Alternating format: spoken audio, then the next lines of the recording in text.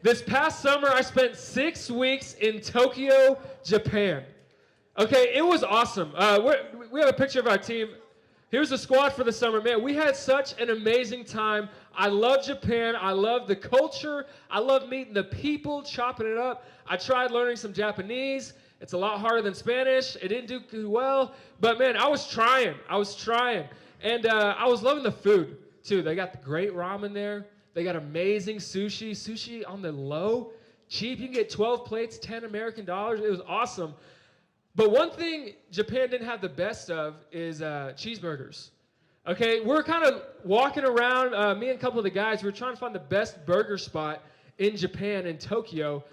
And we tried a bunch of spots, and we always came back to one spot that always was the best: McDonald's.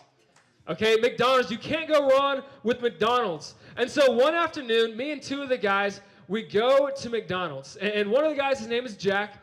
He was a former baseball player. The other guy, his name's Tyrell. He did track at Wyoming. He can dunk super easily. Here's a picture of the two real quick. I know that's what you had in mind when I talked about Tyrell as a dunker and track guy. But, man, we go to McDonald's and we have an amazing night of cheeseburgers. We got what's it called? McFlurries. And we're sitting there. We're having a great time. And all of a sudden, I hear this buzzing sound. And I'm like, is that my phone? It's kind of loud. Is that like an Amber Alert for everybody? And then I look up and I see something flying.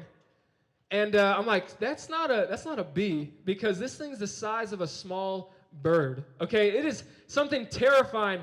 I look, and this is what was flying around. This is called the Japanese murder hornet, okay? This thing kills more people in Japan every year than venomous snakes and bears. Okay, 30 to 40 people every year in Japan die from these things, because when they sting you, they don't just stop. They keep going. They literally will track you down for miles and miles, and they can fly 20 miles an hour. Look at your hand. That's about how big this hornet is, from the pinky to the top. So we're sitting in McDonald's, right? And this thing is flying around. It sounds like a little helicopter inside the McDonald's. And slowly but surely, every single table starts getting up and moving to the corner. Myself, Jack, Tyrell, all the Japanese people around us, we're terrified, okay? And this poor McDonald's worker, he's probably like 15 years old. He's trying to catch this thing with the food tray. Like, he's not smashing it. It's going against the wall. He's trying to catch it. And I'm sitting there like, okay, is this thing sacred to their culture? Like, do they not kill bugs out in public? Like, is that frowned upon? I don't know. Whatever it was, I didn't care. I was moving away. Everybody's terrified. But then Tyrell, you know, he's from Wyoming, and they kill a lot of animals in Wyoming. And all of a sudden, the giant hornet comes down on the floor. And Tyrell, he's got some sweet Air Jordans. He doesn't care. He just, boom! Hornet guts everywhere. This guy kills it. And the whole place is dead silent. And I'm looking around. I'm like, oh no, did we just kill like a sacred bug? I don't know.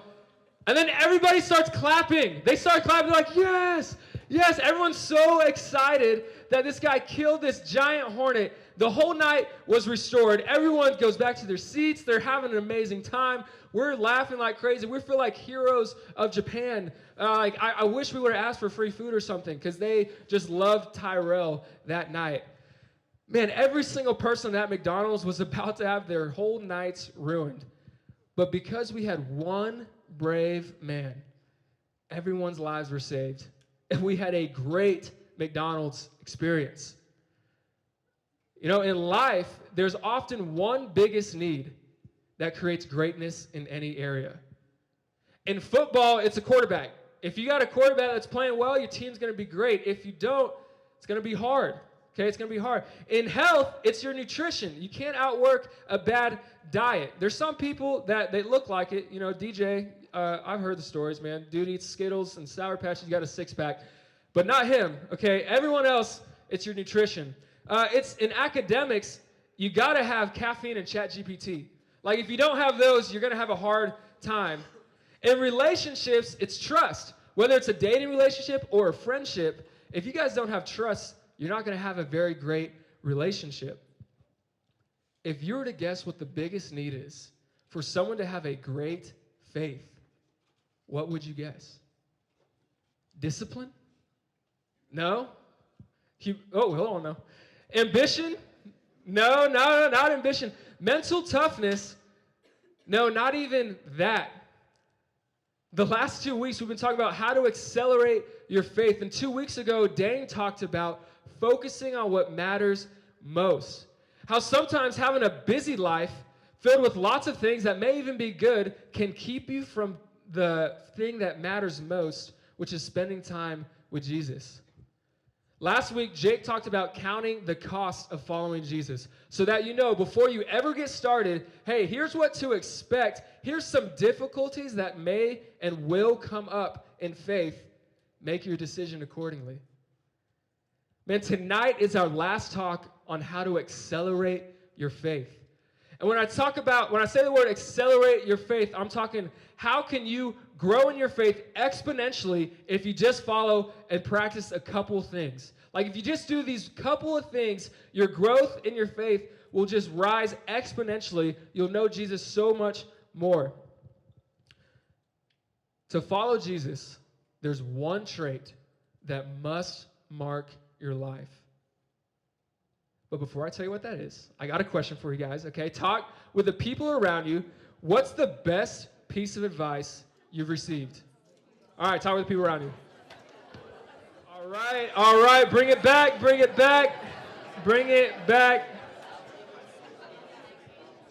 Awesome.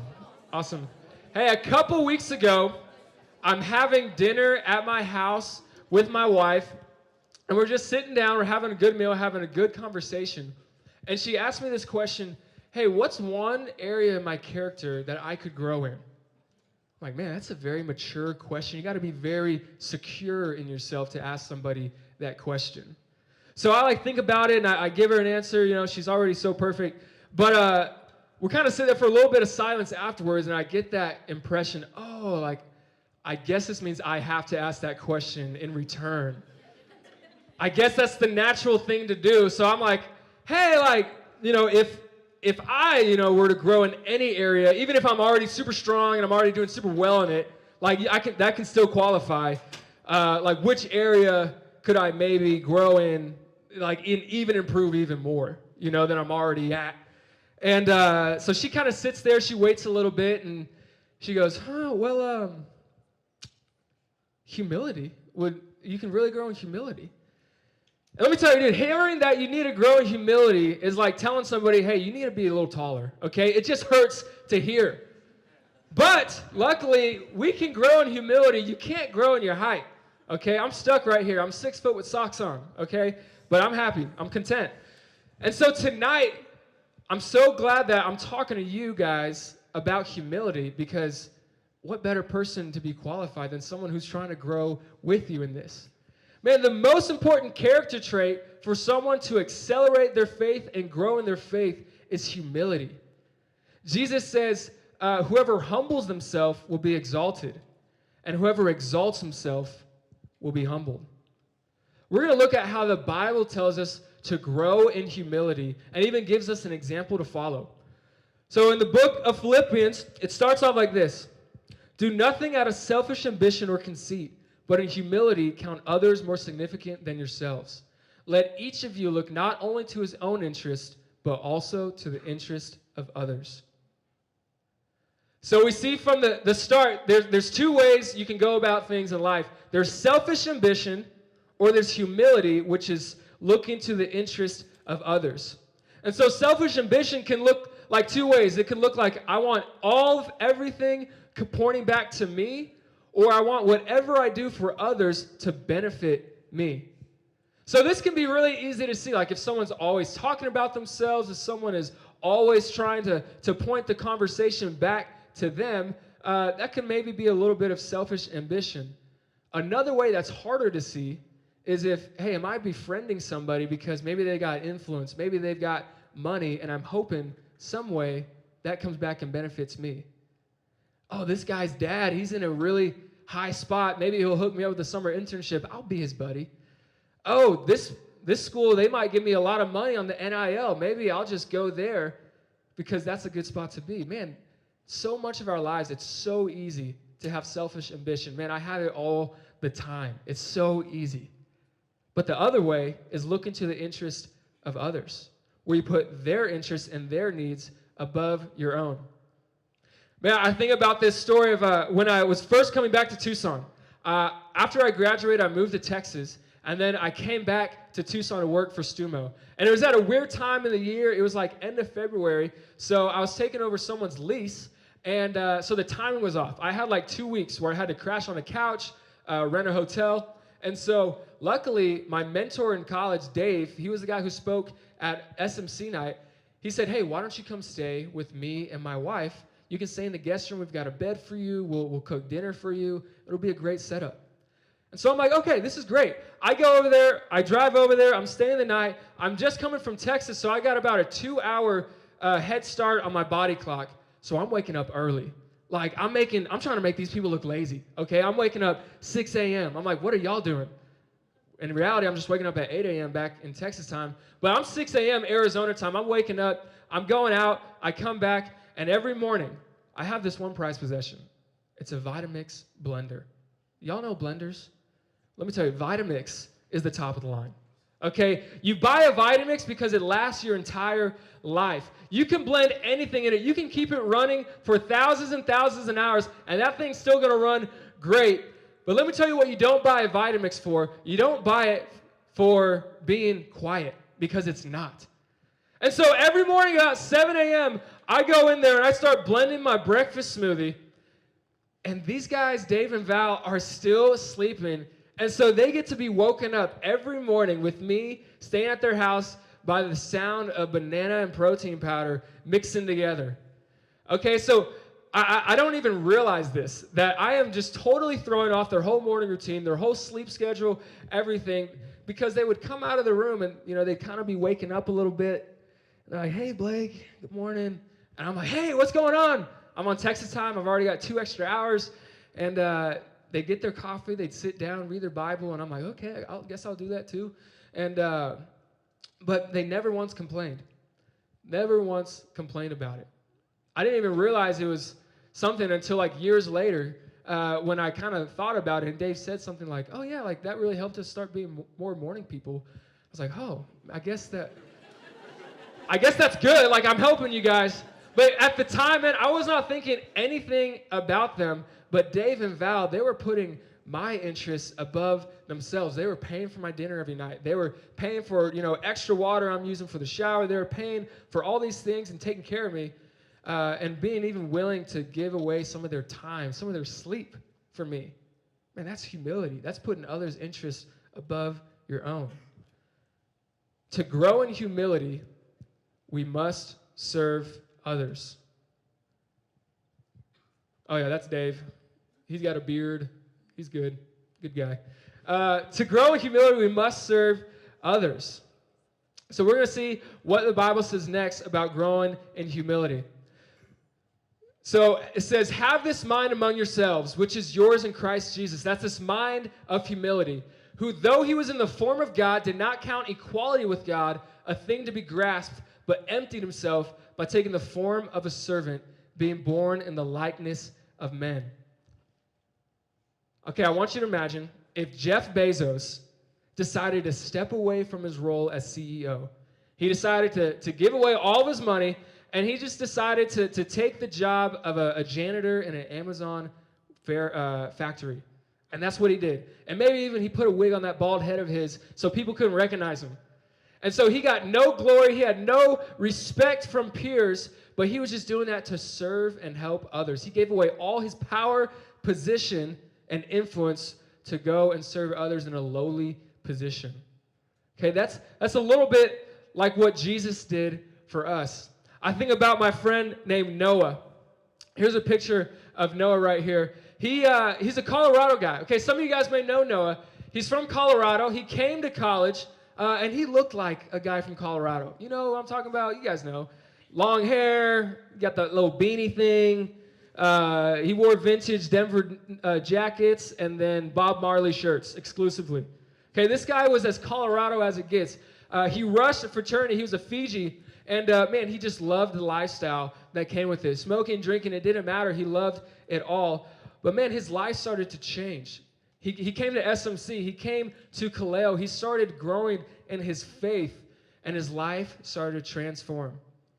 Well, going into his senior year, he decided, I want to live in the fraternity house as a senior.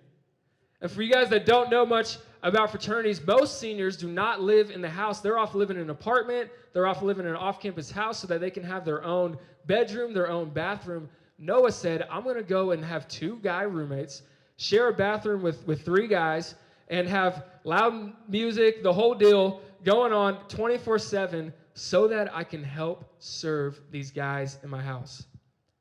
Twice a week, the freshmen would clean the house at 7 in the morning, and Noah would set an alarm and join them cleaning the house at 7 in the morning. This is a senior in the house. If anyone has the power or authority to even have someone maybe clean his own room, have them do whatever he needs them to do, Noah said, I'm going to put that power and authority aside and serve these guys with my time. How could he do this? Man, he was trying to imitate Jesus. You see, Jesus has the most power. It says he did not count equality with God a thing to be grasped. That means Jesus, he has the power of God because he is God. He can move, he can do anything he wants, but he chose to come down as one of us and help us follow God. With all the limitations that come with being a human. Like we got to sleep, we got to eat, we got to drink water, we get angry, there's temptation. He decided to take on all that so that he could show us how to follow God. Man, to grow in humility, we must imitate Jesus. We must imitate Jesus. You know, we may not feel all super powerful, like, hey, I can't really step aside from this power like Jesus can or Jeff Bezos. But man, in college, we all have freedom. We have the power to make whatever choices we want now. And most people, they take that freedom and they use it for selfish purposes. Whether they use drugs, alcohol, sex, relationships, they use it to satisfy what they want, to fulfill their childhood dreams, to fulfill whatever they want to fulfill, and they use it selfishly. But the humble person, he doesn't hold on to these freedoms that we get in college, but he chooses to follow God through serving others. We have the ultimate example in Jesus who had all the power in the world, yet he set it aside to come down to our level and help us follow God. Man, to grow in humility, we must imitate Jesus. In high school, I didn't play basketball. I tried my freshman year. I went to one practice, and I tried to throw this sweet pass, really cool, and it just slammed this guy in the chest. And he got like not a heart attack, but like an asthma attack. And after that, I stopped. I just fired it in there, hit him like a baseball. So I love basketball. So during the games, I would go to the student section. I'd be cheering for him. I'm cheering my heart out. My sophomore year, man, we have a big basketball game. I'm there in the student section. I'm rooting for him. I got my buddies on the team. And I'm kind of like in the back. I'm cheering my heart out. And I'm just now starting to go through puberty. You know, I'm a little bit of a late bloomer, sophomore year of college, or high school, not college. That'd be a problem. So, man, I'm like sweating like crazy. I don't know what deodorant is. I don't do that antiperspirant. Man, I'm sweating like crazy, and I'm cheering for my guys. And then halftime comes. And they do that thing where one student can come down and shoot a half-court shot and try to win some money. And so I'm like, oh, choose me, pick me. And I get chosen. And I'm like, sweet, okay. So I walk from the very back of the student section, and I walk all the way down past the whole student body. And I get onto the court. And I get that ball, and I'm getting ready to shoot, and I shoot it, and it's looking good, but it doesn't go. But that's not the end of the story. I'm walking back to the student section, and I'm feeling a little down, but I'm like, hey, it looked like a good shot. You know, I kind of looked like I knew how to play basketball. I held the free throw, beef. I was right there, and but everyone's kind of snickering and laughing and kind of looking at me. I'm like, man, what's so funny? Like, I hit the rim. Like, y'all aren't that good. Like, y'all are in the stands too. And I get back to my seat, and man, after a couple minutes, this so kind, this girl, she kind of so shyly and so hesitantly, she goes, "Hey, Blake, man, you got some sweat on your butt side of your khakis. It's kind of showing through." And so when I had gone down the student section, the whole student section saw me sweating through the butt of my khakis. And man, you may not think that's the most embarrassing thing in the world, but for a 16-year-old, that was awful. I felt so embarrassed. I was so embarrassed. And man, I just think like during the time I'm cheering, I'm sweating, I thought I was fine. I thought, man, other guys, they're probably sweating more than me. I can't even see my butt sweat. I don't know what's that back there. Like, I'm sure I'm fine. But man, sometimes we need some perspective in our lives. We need someone outside of ourselves to show us we may not be all right. Man, look at this next part of the passage about Jesus. And being found in human form, he humbled himself by becoming obedient to the point of death, even death on a cross. If there's anything you need to know about Jesus, it's the cross. If you remember anything from any late night that we give, remember Jesus and the cross. You see, Jesus, he came down and he lived a perfect life. And so he was this perfect guy, yet people still hated him. But you see, us, we come down, and if you were to take a percentage of the people in here who might have done wrong against God at least one time in their life, may it be 100%, myself included, you guys as well. And see, God, he's fully loving. He loves us so much, but he's also a just God. You see, if the most perfect moral person, think of like this sweet old lady, gives all of her money away, she bakes cookies for people in the neighborhood. If she were to steal money from a bank, and she goes to the judge and says, "Hey, look at all this good I've done, though," what is the judge going to say? He's going to say, "Hey, I know you have, but there's a price to be paid for the wrong that you've committed." Man, all of us have committed wrong against God.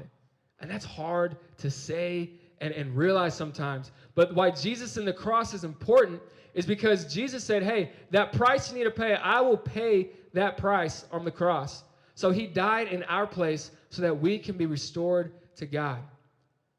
Man, my freshman year, I came into college, and I kind of thought I had my whole life figured out. I was going to come to college. I was going to do really good in football. I was going to do really good in business. I was going to get a sweet job. I was going to graduate early. I was going to go back to Texas, make a ton of money, make a bunch of friends, talk to a bunch of girls. I thought I had the perfect life planned out. But towards the end of my freshman year, I started reading the Bible. And I started seeing how, man, the choices I'm making, it's not exactly what Jesus is describing for how one of his followers should live. And so this whole summer after my freshman year, I'm trying to change my ways a little bit, because I'm like, hey, I know I'm not doing it best, but like surely I'm not as bad as some of these other guys. Surely I'm not as bad as these dudes, somewhere else. So I start trying to change my ways a little bit here and there. And part of me just didn't want to admit that I needed help to really change my life around. I just didn't want to admit that. I was too prideful to admit that. And it took me 2 months of trying to follow Jesus, but continually failing, to realize, man, if I ever have a shot at going to heaven and living this life of following Jesus here on earth, I need Jesus now. Like, I can't just push him back for the rest of my life. I need him now. And man, it took me humbling myself and saying, man, I have sinned against God, and I'm going to need Jesus' help if I ever want a shot at heaven or ever want a shot of following him now. The number one thing that keeps people from following Jesus is pride. It's not easy to admit we've done wrong against God. It's not easy to say, okay, I know there might be people worse than me, but in God's eyes, I've done wrong against him. It's not easy to daily live out, I'm going to trust God and what he says versus just do what I want or what I think is best. But that's what faith looks like. That's what a humble faith looks like. To grow in humility, we must see our need for Jesus. We grow in humility by serving others, imitating Jesus, and seeing our need for Jesus. Before I worked for StuMo, I didn't quite know what I was going to do. I thought I was going to be a financial advisor. Then I thought I was going to travel overseas. And at one point, I thought I was going to be in the military. I got a phone call from this Navy SEAL recruiter. This is not a flex, okay? It's not a flex. I have no background in military or swimming, okay? I'm not like Brian. I'm not a frog in the ocean. But I get a call from this Navy SEAL recruiter, and he's like, hey, have you ever thought about the SEALs? I'm like, well, I mean, if you think I'm a good fit, probably. I could probably see myself. Yeah, I could probably see myself. I think I'd be a good fit there. Yeah, I could maybe do that. And so he tells me this, and so I get off the phone with him, and I'm like, all right. I immediately did two things. One, I started swimming laps in my little pool in the backyard. That was like 10 feet across maybe. Just going back and forth, dying out there. I was such a bad swimmer. Not that much better today.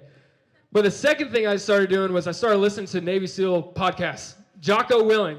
You guys know who Jocko is? Hey, you have a picture of Jocko? Fellas, you guys know who this is. Ladies, you guys know who Jocko is? Some? No? That's okay. Man, Jocko, he's kind of like the guy that all the guys listen to for like discipline, being strong, defending yourself, kind of like that manly type wisdom. Like all the guys, they listen to Jocko. And he was a former Navy SEAL. He taught Navy SEALs how to go to combat, how to lead.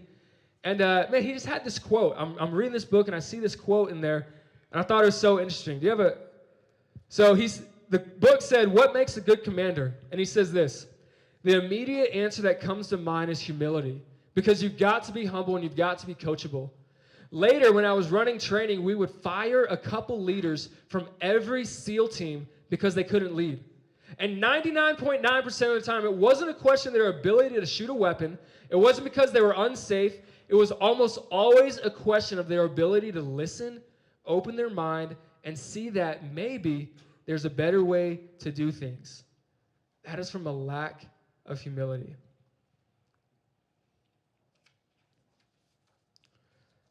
Man, do you want to grow exponentially in your faith? Do you want to have a faith in Jesus that lasts a lifetime and not just for a short season or not just during college? Man, then join me in growing in humility.